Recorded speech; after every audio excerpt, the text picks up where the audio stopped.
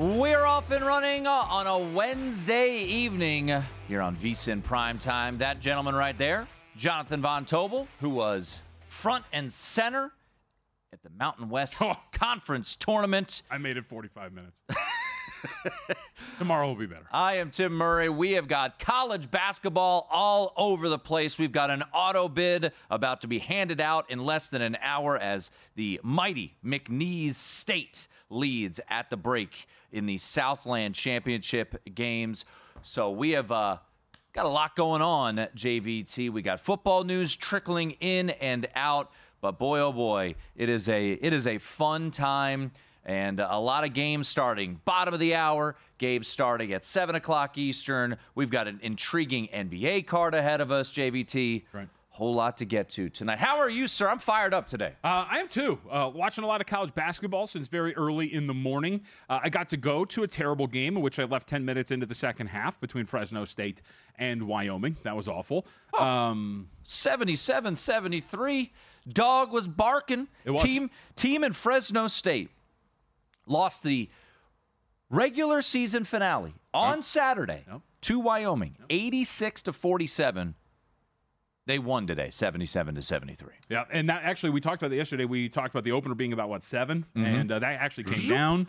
And sure enough, and by the way, at the end of the first half, a sleepy first half with like 10 people in the stadium, Wyoming went on a pretty decent run, stretched it out to, I think, about a 10-point lead at the break. But ultimately, we know what the final result is. So, like I said, tomorrow's going to be better. Actually, right now, going on to the Thompson-Mack Center, I don't want to say they were flirting with disaster at the break, but they're still doing it. Colorado State's only up by 4 right now. They were catching 14.5. Yeah. There have been some ugly dogs, none uglier than the DePaul Blue Demons, who are catching 24.5 later on tonight. Right. I don't know if I'd recommend laying minus 4,000, but on the money line in that game. But one thing that I do want to hit on out of the open, okay. I'm a little embarrassed.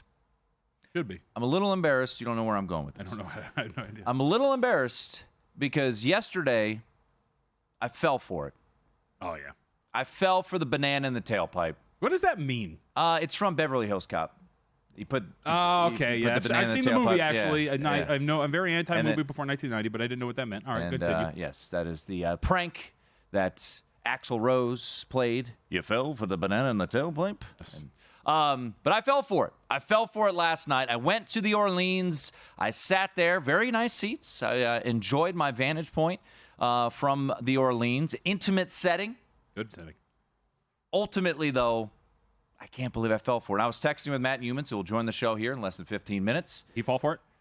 He played Gonzaga prior to the tournament to win the West Coast Conference tournament. I think around minus 110 or so.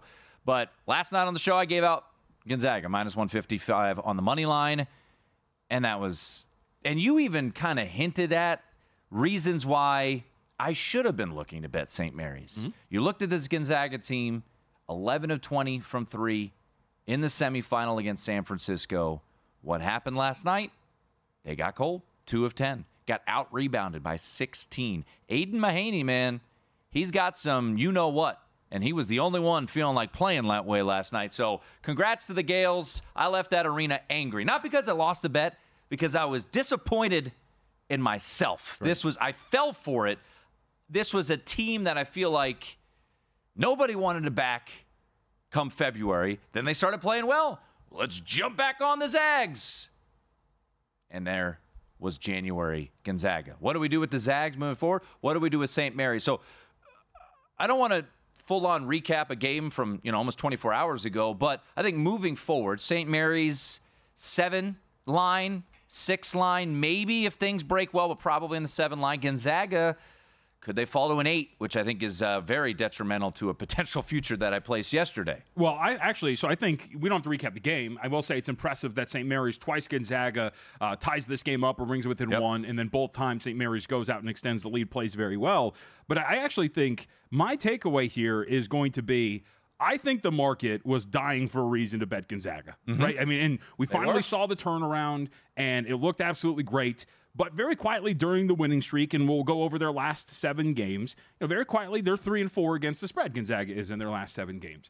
And so I do think that even barring this result, I think that when we get to the NCAA tournament and we're going to be in some seeding situations with Gonzaga, that you're going to be, I would say, close to some coin flip spots. You would assume if you're going to be like on that 8 seed line. Right now, Bracket Matrix has them as the last 7 seeds. Okay. So it looks like some bracketologists have them on the 8 line, some have them on the 7. There's one that has them as a 9.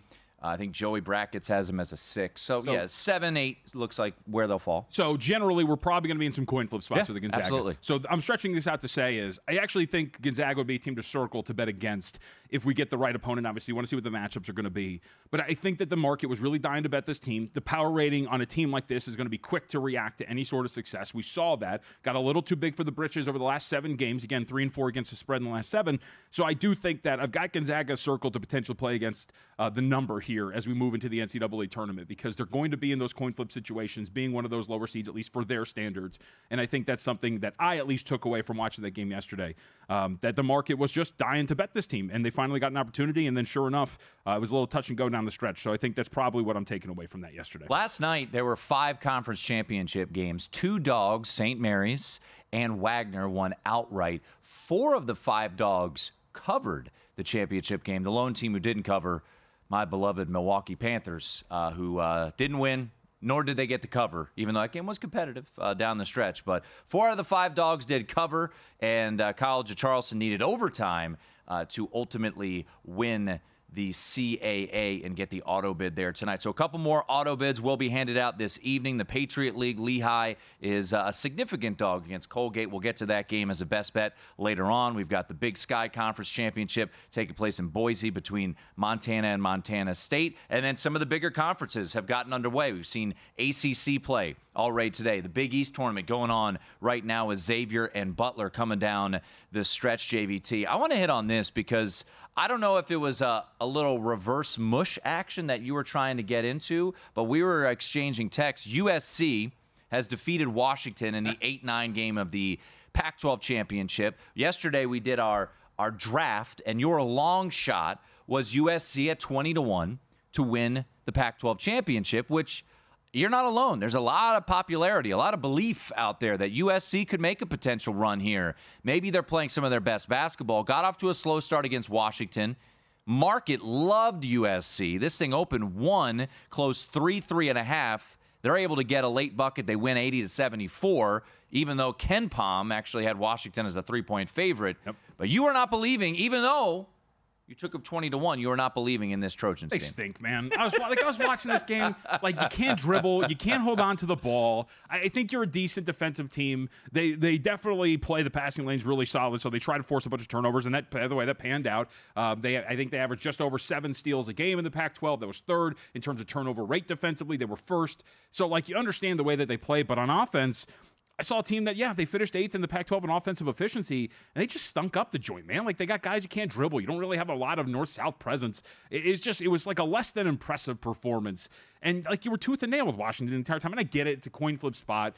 But there were certain times throughout that game where you looked and you were like, man, you should start to pull away here. And ultimately, that was not the case. So I watched that, and I was kind of looking. I'm like, I don't understand what all the love was for this team. I get that they beat Arizona in the regular season finale, but I'm not watching a team that I'm like overtly impressed with as we move forward here. So you're not betting Arizona or USC tomorrow against Arizona? I would think not. And by the way, if this is any indication, because we got a couple of games today, and always in which you see the market definitely move to match what some of the projections are, specifically Ken Pom. But, I mean, we're thinking, what, a 12-ish point spread on a neutral? At least that's what the Ken Pom projection is right now for Arizona.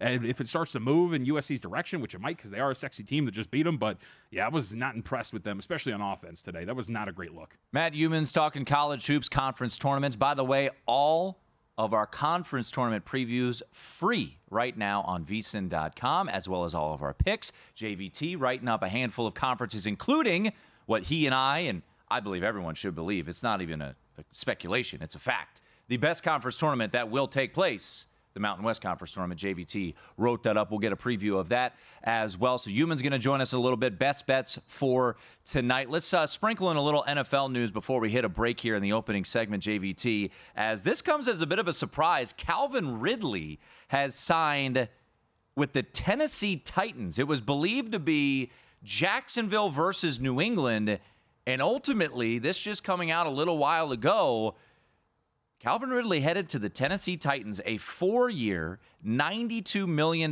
deal with $500 million, or $50 million, excuse me, not $500 million, $50 million guaranteed. So Calvin Ridley, after 76 receptions and 1,000 yards, 8 touchdowns last year after he served the gambling suspension in 2022, he is now headed to the Tennessee Titans. So Brian Callahan in year number 1 will have an offense, as we show on the screen, of Will Levis, Tony Pollard, who they got in free agency, Tajay Spears entering year 2, Calvin Ridley, DeAndre Hopkins.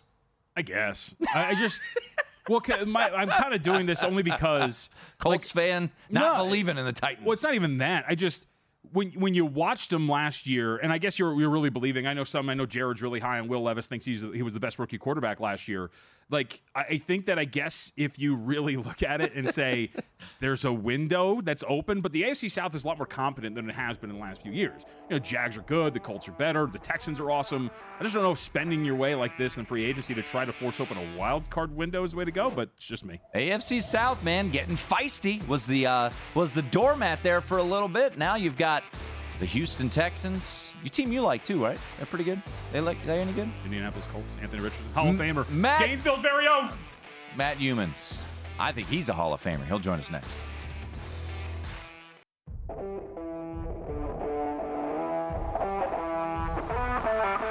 This is VSiN Primetime with Tim Murray and Jonathan Von Tobel on VSiN, the Sports Betting Network. Get ready for the ultimate slam dunk. Download the free VSiN college basketball betting primer and get full VSiN Pro access for free until March 17th. Got all this great content over there, vsin.com/champweek. Absolutely free when you opt in. Picks, all of our conference previews, which have been written up by the likes of Adam Burke, Zachary Cohen, Wes Reynolds, Jonathan Von Tobel, and our next guest, Matt Humans. vsin.com/champweek. It's free, folks. As we are right now on YouTube. Hello, YouTube. YouTube.com/VSiN Live. That's Jonathan Von Tobel. I am Tim Murray. Best bets coming up at the bottom of the hour. But right now, let's head to our progressive guest line and welcome in a gentleman you'll hear later on tonight on VSiN Tonight. It is Matt Humans, who joins us on the program. Matt, I want to hit off right off the jump with the Mountain West Conference Tournament, a conference that the three of us love to bet on a regular basis. JVT wrote up the conference for VSiN.com. He was in attendance, at least for a little bit, earlier today as Fresno State pulled off the upset of Wyoming. As you look at this bracket and just the topsy-turvy nature of this conference, how are you looking to attack the Mountain West Conference Tournament, which is underway right now but really gets ramped up tomorrow? Yeah, that's right. And, the first game is already an indication of probably how wild this tournament's going to be. So Saturday, Fresno is at home as a short favorite against Wyoming and gets beat by 40. I think it was 86-47. How do you get beat by 40 on your home court by Wyoming? And then Fresno comes back today in the first game of the tournament and beats Wyoming.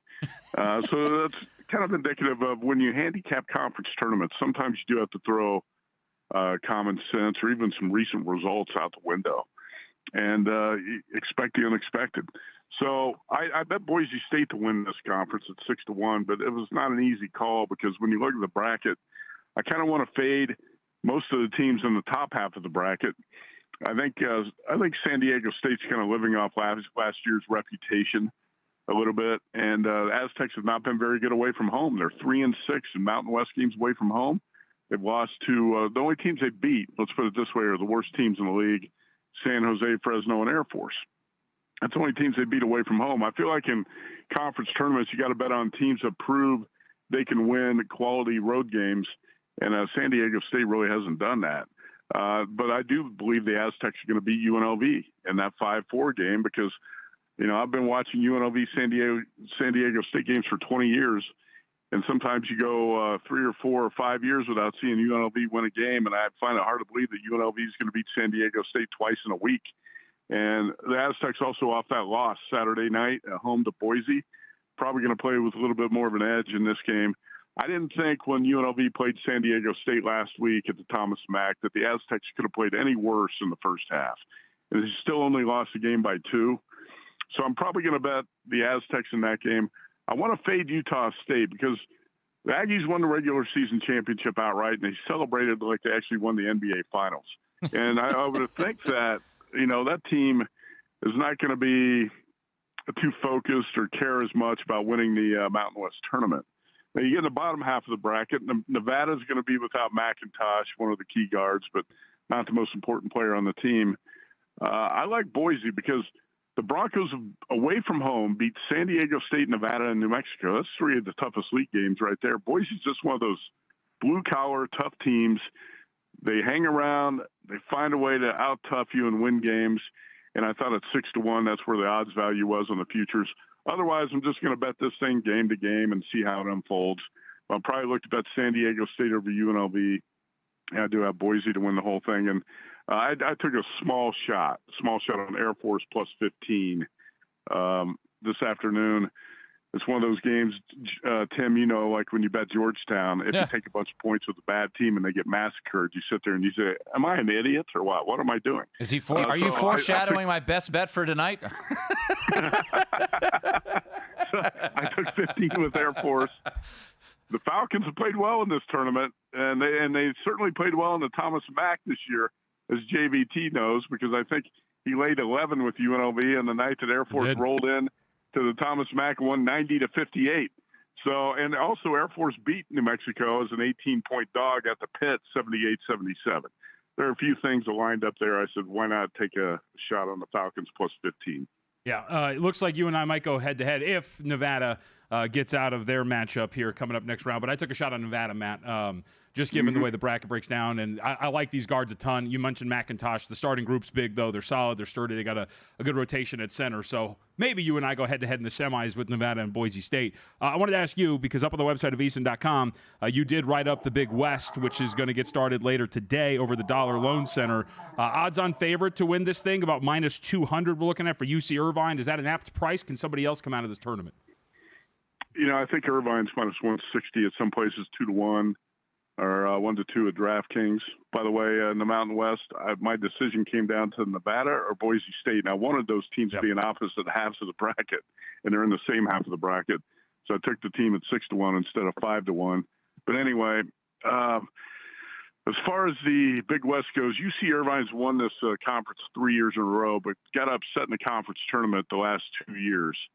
And really, when you look at UC Davis, I don't think the price difference here with UC Davis, the second choice at plus 450, should be this much of a split because the Aggies have 2 of the best guards in the league, Elijah Pepper and Ty Johnson.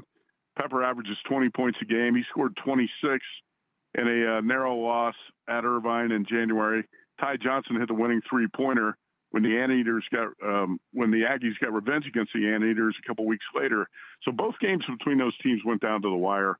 And I like, guards. You were talking about Nevada's guards. I like guards who can make plays and guys who can be go-to scorers in tournament type of games. And I think UC Davis has got that. I did play UC Davis plus 450 to win this tournament.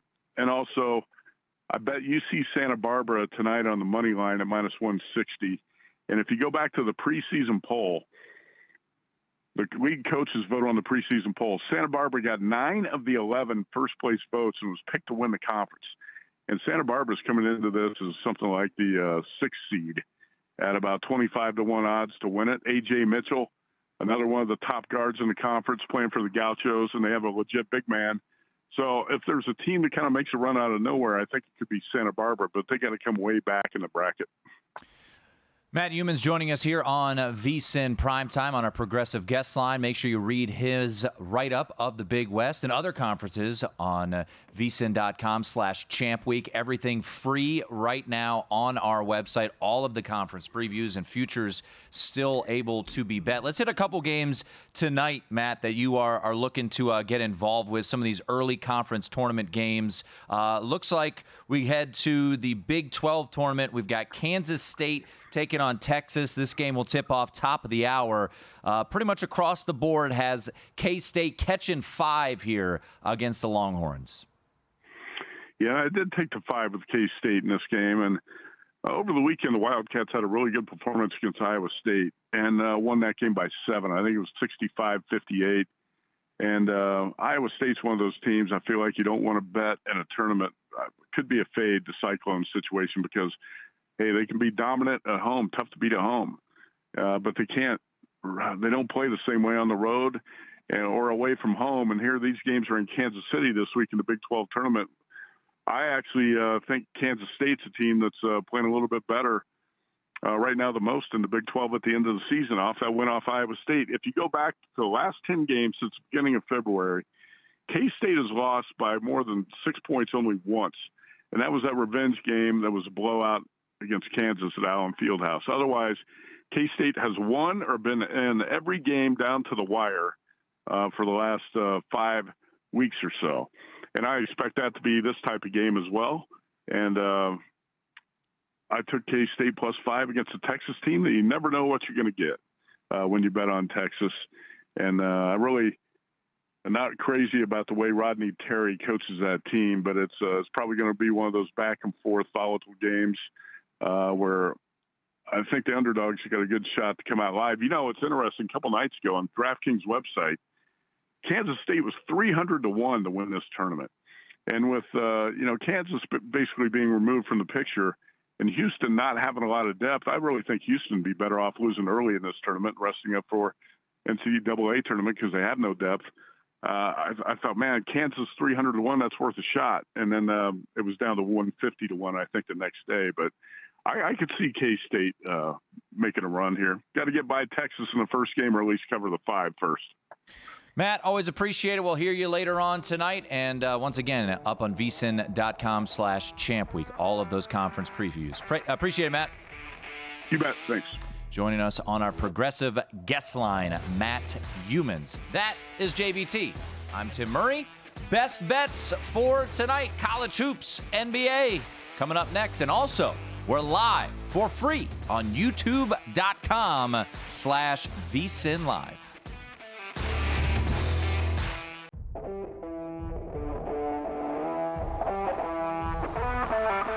This is VSiN Primetime with Tim Murray and Jonathan Von Tobel on VSiN, the Sports Betting Network.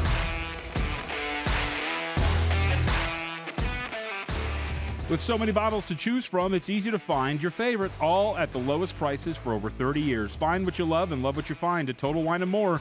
Drink responsibly and be 21. I'm 21, as is this gentleman to my left, Jonathan Von Tobel. Yeah, a little bit. 15-plus years. We are live here at the Circus Sportsbook, as well as live on YouTube for free. Just a reminder, every single day moving forward, 6:30 to 7 p.m., our best bets, our primetime primers will all be streamed for free on YouTube. YouTube.com/VSiN Live. So let's get to our best bets. Actually, before we get to them, I do want to bring this up. I tweeted this out earlier. I am not a big totals better.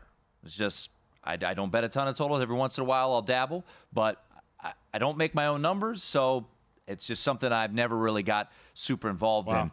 But this sharp guard revoked. But this total makes you think. And normally I would say you got to go the other way. I just don't know. All right, so Maryland-Rutgers. This game will be taking place in Minneapolis, the home of the Timberwolves, coming up in just a little bit. The total is 126. Actually, might have dropped a little bit to 125 because this tweet clearly moved the market. 125.5 is where we sit right now. Big move. Moved it. Half point. Ken Palm projects this game 62-58 Maryland. It's 120 points. Bart Torvik projects this game 61-59 Maryland.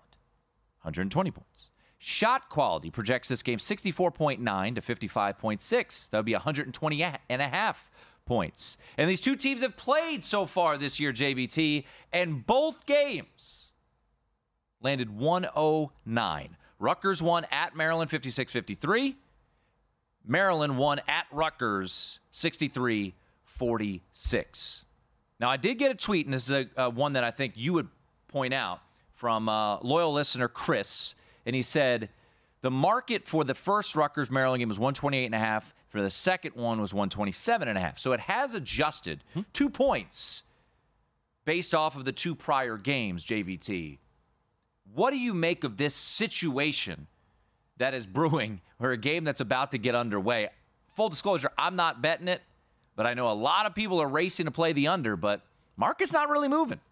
That we're all just guessing. I mean, in all seriousness, this is it's a really good example of, just in a nutshell, how this thing works. Like, you make your numbers, you have your opinion, this is the way it works, and then the betting market has its opinion, and then it's going to shape itself from there. I know a lot of these projection systems do have some respect, but let's take USC-Washington for an example today, right? That was a projected 3-point loss by one of the more respected ones in KenPom for USC. USC went off as a 3-point favorite. So maybe we're going to say that the betting market knows all, and that's what you should go by. But I think in general, look at where the market was. To your point, it's the smartest one, which is there has been an adjustment if you don't think there has been, and you just go off of what you've handicapped here, whatever you make the total. But clearly, market at odds with some of the projection systems, but we've seen it a lot. So, best of luck. I just wanted to point that out. That total, 125.5, and game has just gotten underway. So we'll keep our eyes on it, and we'll see if the market was inaccurate or if it was correct. We will see. Wes Reynolds, by the way, did put in on our VSiN.com/picks page, which is completely free right now. If you opt in over at VSiN.com/champ week, it's going on the over. So he's zigging when everyone else is zagging. I will give out one best bet here, JVT, because the game is going to start in about 10 minutes, and I probably will hate myself in 15 minutes. I mean, no matter what's going to happen, I think you're going to do that. Probably. Georgetown, give me the Hoyas. Why not? Plus 10 at DraftKings right now, 9.5 at other spots. I am taking the Hoyas. Ed Cooley's squad against his former squad, Providence, at the Garden. Ed Cooley, as a dog, I know what Georgetown is this year. It's not good at basketball. 9-22, lone 2 wins in conference play coming against DePaul, who also even worse at basketball, who's a 24.5-point underdog. But we've seen it so far. We've seen it in this tournament. We've seen it in plenty of these conference tournaments. Weird things happen, man. You see these teams that just played recently at Capital One Arena in Washington, D.C. Providence won that game and covered with ease. I think you get a feisty effort from Ed Cooley's squad. So I'm going to put the old nose plug on the nose here and say we're going to take the points. So give me the 10 with the Hoyas against the Friars. That game coming up in 7 minutes right now. So I will take Georgetown to keep it competitive against Ed Cooley's former squad. I have one more bet, but let's get to you. What do you got on your card this evening? All right, so we got 3 plays in the NBA today. We'll start with the 2 that are going to tip off at 4:10 p.m. Pacific time. So we'll start with going back to the well with the Detroit Pistons, taking on the Toronto Raptors. So this is going to hit some similar notes that we've kind of hit on with Detroit in the last couple of days, especially. I know I was on them the other day. When I say we, me and my syndicate, my 2 young sons, 5 and 2. I threw these at them earlier today, and one of them just looked at me. Well, one just kind of stared at me and then went on doing everything he did, and then the other was just like, okay. So Detroit is taking on a really banged-up Toronto team. Scotty Barnes isn't going to play. R.J. Barrett, Chris Boucher, Jakob Poeltl, all injured here for the Toronto Raptors. It's a really beat-up squad right now, so there's not a lot of bodies left. The other thing here, though, is that the big one is just the bodies that are lacking in the front court for Toronto. As I mentioned, right, Jakob Poeltl, Chris Boucher aren't going to play. You're pretty short, both figuratively and literally, when you're talking about key front court positions, taking on one of the better rebounding teams in the NBA at this point, Tim. Over the last 26 games for Detroit, they have the 3rd best defensive rebounding rate. They're the 13th best offensive rebounding rate. Cleaning the glass has a nifty little metric where it talks about generated putback points and plays per 100 missed shot attempts. Detroit is 5th and 6th in those categories over these last 26 games. And I bring up these last 26 games because they're 18-8 against the spread in these 26 games. They've been playing really, really well. But this is just a matchup that really works well for Detroit. They've been at home, part of a short homestand here. They have a very big advantage on the glass that they're going to be able to generate these second chance opportunities, limit what Toronto wants to do. By the way, Gary Trent Jr. also downgraded to doubtful here today as well. And you're taking on a defense that, by the way, since they reconfigured their roster, 28th in non-garbage time defensive efficiency, and their last 4 opponents have had an offensive rating of 119.6 or better. So I think situationally, injury-wise, everything like that, Detroit should be able to come in here and take advantage. I laid 3. I think it's playable up to 4.5, as I put in the article. There's plenty of still 3.5s and 4s out there. Looks like it's slowly trending in Detroit's direction, but I laid this here with Detroit at home against a really beat-up Toronto squad. That's the first one. Second one, Brooklyn and Orlando. So this one moved a little bit in my direction. We're starting to get some hooks added back on, but I took 7 this morning with Brooklyn. We're down to 6 and 6.5. Mostly 6s out there, but again, plenty of 6.5s. But I think when you look at this, let's go back a couple of weeks ago. These two teams played one another in Orlando. Brooklyn got smoked. I think it was like 108 to 81. Wasn't very good performance. However, that was the third game in 4 nights. I think it was 5 and 8, whatever it was for the Brooklyn Nets. And they weren't fully healthy. Namely, Cam Thomas was not playing for them in that game. It was the day after they had just lost Thomas to an injury. Well, today, Cam Thomas is available. Cameron Johnson just came back from a sprained ankle, so he's good to go. So this is a generally full-strength squad coming in on 2 days of rest. So that overtly negative scheduling spot, you were laying the same number. Now, here you are with a good player coming back, who, by the way, 2 games back, skipped 60 total points in the 2 games. Johnson's awesome. To me, or Thomas is awesome. To me, it just doesn't compute. This number should be a little bit shorter. And the interesting aspect about this game, which I'm really curious to see play out, is the math battle, Tim. You're talking about a team in Brooklyn that on average makes 3 more three-point attempts per game and takes about 7 more per game. So that's just a math battle that works in Brooklyn's favor overall against an Orlando team that doesn't play particularly well from beyond the arc. So all of those things put together, grab 7. Still think it's playable at about 6.5, 6. Obviously 6.5 still out there. Those are the 2 for the early slate. I could save the late one if you want to, so you can get to your other one. But yeah, Orlando and Brooklyn taking the Nets plus the points and laid it with the Detroit Pistons. All right, one more college play for me tonight. We had last week on the program, as we were previewing some conference tournaments, we had Stuckey on from the Action Network, and he talked about Lehigh as a bit of a flyer in the Patriot League, and there were some 12-1s out there on the Mountain Hawks, who have been playing much better as of late. They were the 6th seed, opposite side of the bracket of Colgate, and sure enough, Lehigh has made their run here to the conference championship. There's no reseeding in the Patriot League, and we've got Lehigh against Colgate this evening. This is a home court situation. Colgate is at home, Hamilton, New York, so they do have that home court advantage on their side, JVT. But, you know, Colgate, as you and Matt talked a little bit about, Matt mentioned San Diego State, living off of last year's reputation. Absolutely. Look at their number. They're the favorite. Are they overvalued, San Diego State? They're projected 5 seed, too. Right. So there you go. They're at plus, 285 or even shorter to win the Mountain West. Why do I bring that up? Colgate has dominated this conference for years, and they have become a team that people have anticipated as a feisty team in the NCAA tournament.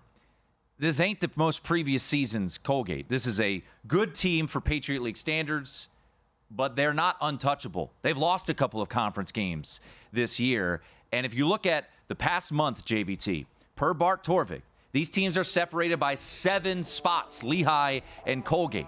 They've played twice this year. Both games were decided by 3 points. Give me the points. I will take the Mountain Hawks plus the 8. So my 2 plays, Georgetown plus 10, Lehigh plus 8. One more play from JVT and the association, and more of a primetime primer. It is VSiN PrimeTime.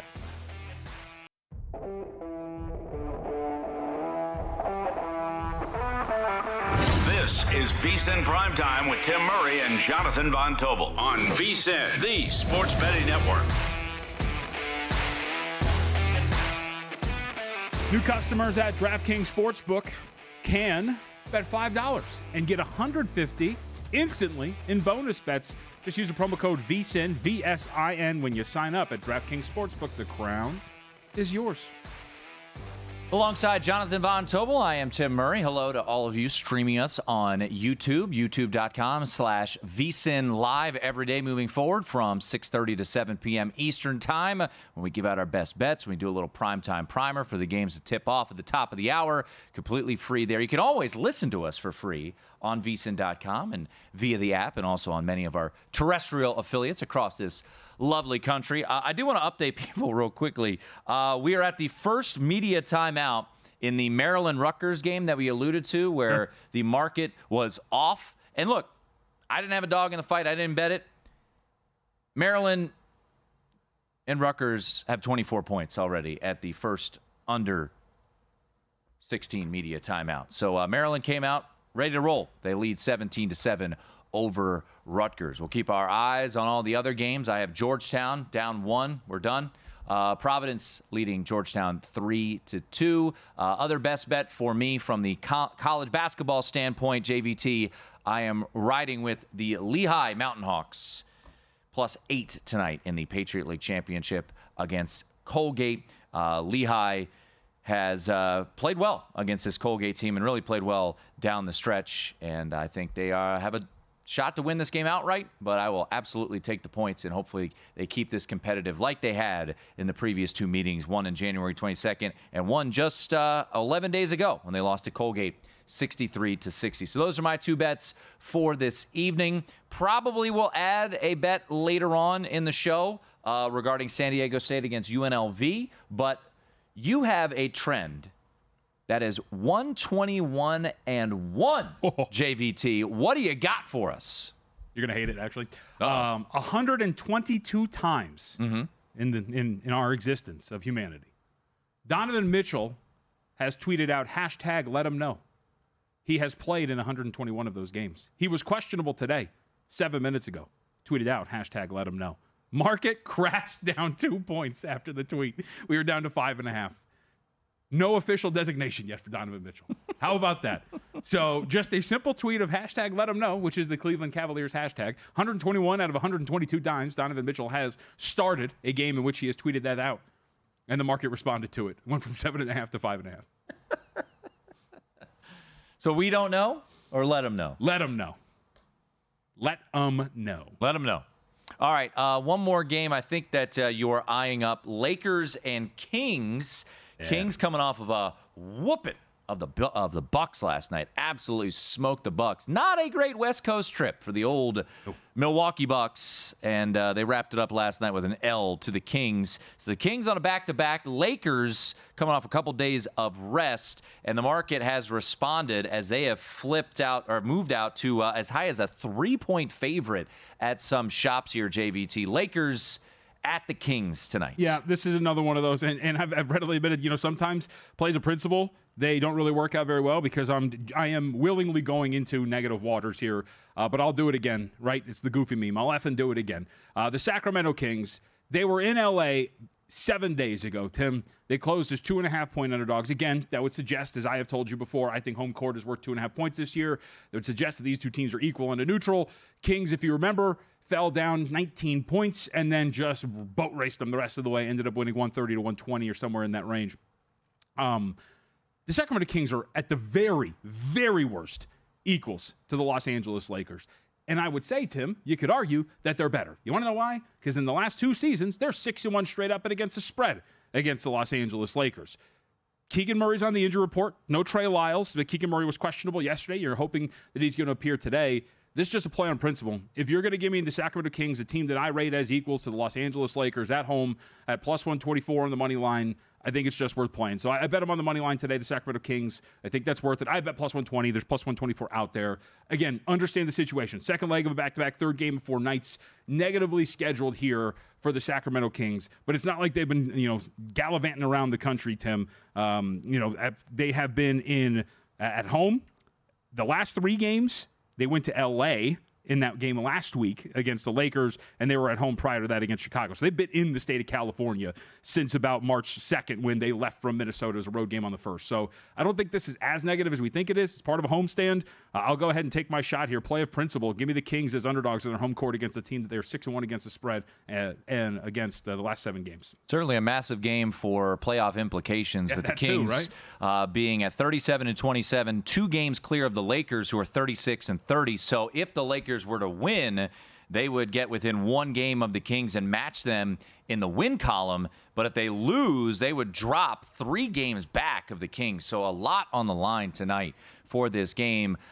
LeBron James is playing, right? He was listed as questionable. Is there official designation? I assume he'll play. He's going to play. He's questionable. He's literally been questionable every single game this year.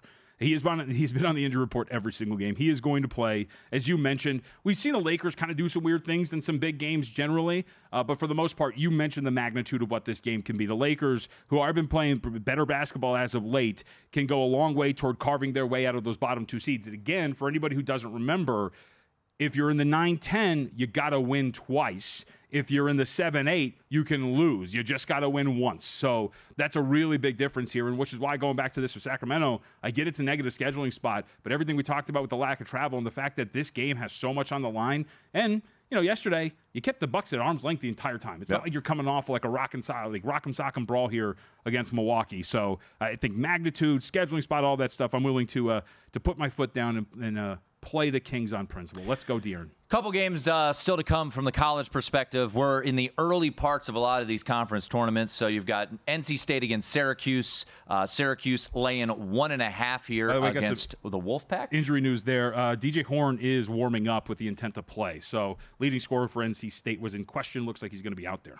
Texas taking on Kansas State. We talked to Matt Humans earlier this hour. He likes the Purple Cats. Market moving against, though, Mr. Humans, as this is out to 6 in some spots for old Hook'em Horns against Kansas State. I would not lay 6 with Texas. I will say that. I have not bet this game, but I am not going to be racing to be laying points with the Longhorns against Kansas State, who did get a victory in the only meeting that these 2 teams had earlier this season back on February 19th, 62-56. A couple other lower level games. We've got Vanderbilt in Arkansas. Arkansas, disappointing year. They're laying 6 against Vanderbilt. That game starting top of the hour in Nashville, Tennessee. And then conference championships still to come tonight. Late night, Montana State and Montana. That game played in Boise, Idaho, with the Grizz laying 6.5 in that one, JVT. Yes. The others, I think, did you mention Air Force New Mexico? I did not, yes. So the Air Force New Mexico, and Mexico's laying 14.5. It's like a massive revenge spot here. Lenardi's got New Mexico as essentially a win and in. Like, you got to win this game to solidify your spot in the NCAA tournament. 14.5-point favorites on a neutral, though. Saw a big favorite in Colorado State, kind of scuffle around with lowly San Jose State. Weird things happen on a neutral court, man. And given the way that New Mexico has been, I would say, plenty overvalued down the stretch, right? By the betting market, specifically at home, but just in general, New Mexico did not end the season well.